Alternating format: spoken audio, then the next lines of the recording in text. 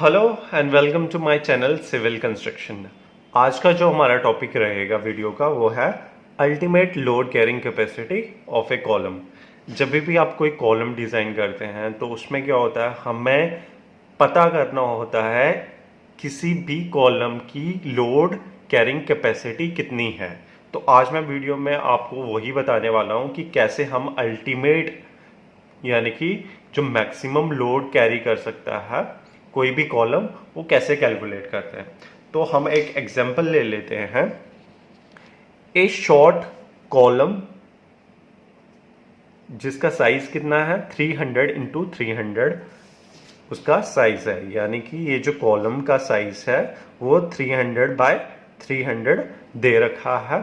उसमें क्या 4 number of bars है ऑफ 20 mm डाया, यानी कि 4 डाया है, 4 नंबर ऑफ बार्स है ऑफ 20 mm डाया। ठीक है। If the grade of the steel is and concrete are Fe415, यानी कि स्टील का ग्रेड हमें दे रखा है Fe415 and M20, find the ultimate axial load on column.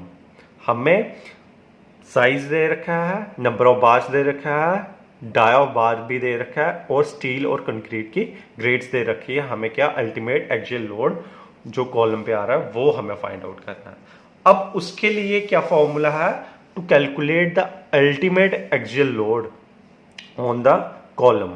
उसके लिए फॉर्मूला है PU is equal to 0.40 FCK AC plus 0.67 FY ASC। अब इसमें PU क्या है? PU इस फॉर्मूले में है अल्टीमेट एक्सियल लोड। ठीक है, ये अल्टीमेट एक्सियल लोड जो कॉलम ले रहा है वो ही है 0.40 FCK। अब FCK as we know is the characteristic compressive strength of the concrete. AC क्या है? AC is the area of concrete plus 0.67 FY is the yield strength of the steel and ASC is the area of steel।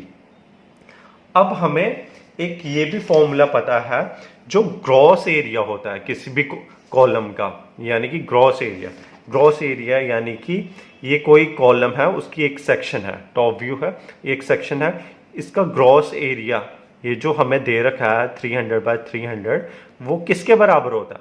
वो area of steel, जो इसमें area of steel है plus area of concrete. ठीक है, यानी कि gross area जो cross section area है कॉलम का वो किसके बराबर हो जाएगा? ASC area of steel plus AC area of concrete. ठीक है, हम अगर इस फॉर्मूले में AC निकालना है, एरिया ऑफ कंक्रीट निकालना है, तो हम इसको ऐसे भी लिख सकते हैं AG माइनस ASC।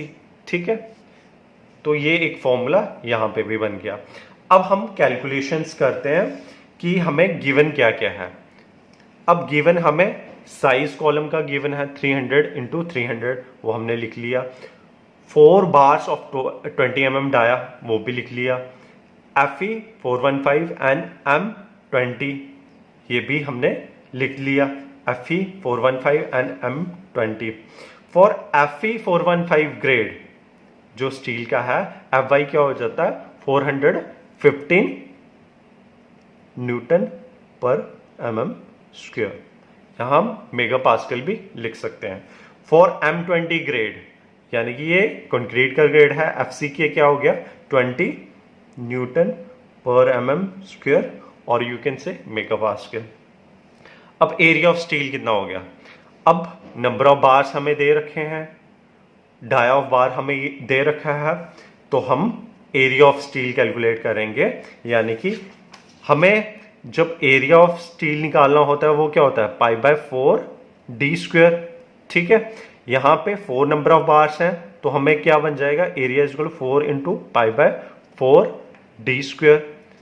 अब 4 इंटू π/4 d स्क्वायर यानी d is the dia of bar जो हम यूज़ कर रहे हैं। यहाँ पे 20 mm है, हम 20 पुट कर लेंगे, 20 का होल स्क्वायर, वो आ गया 1215 mm स्क्वायर। ठीक है, एरिया हमारे mm स्क्वायर में आ गया।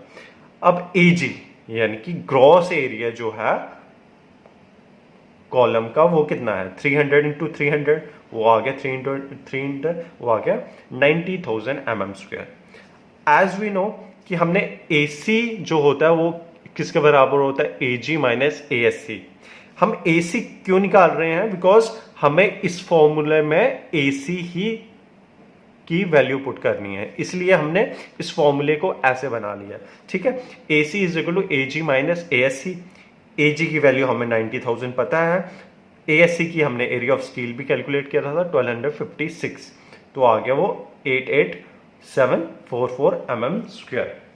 अब हमें जब अल्टीमेट एक्सियल लोड निकालना है, जो कॉलम पे कैरिंग कैपेसिटी है कॉलम की, वो हम निकाल रहे हैं, तो वो कितनी आ जाएगी, PU is equal to 0.40 FC K as we know 20 newton पर mm स्क्वायर, उसकी वैल्यू पुट कर लेंगे 20 इनटू AC हमने वैल्यू निकाली है 88,744, वो वैल्यू पुट कर लेंगे, प्लस 0.67 इस फॉर्मूले का। FY हमें गिवन है 415, वो भी वैल्यू पुट कर लेंगे, इनटू एरिया ऑफ स्टील, तो उसकी भी हम वैल्यू पुट कर लेंगे एरिया ऑफ स्टील की। तो हमें अल्टीमेटली जो अल्टीमेट लोड है कॉलम की कैरिंग कैपेसिटी, वो हमें आ जाएगी 1059.18 किलो न्यूटन। ये पहले न्यूटन में आएगा, उसको हमने किलो न्यूटन में कन्वर्ट करके, तो ये हमारा आंसर आ जाएगा। तो अगर हमारे पास 300 बाय 300 का कॉलम है और उसमें 4 नंबर ऑफ बार्स है ऑफ 20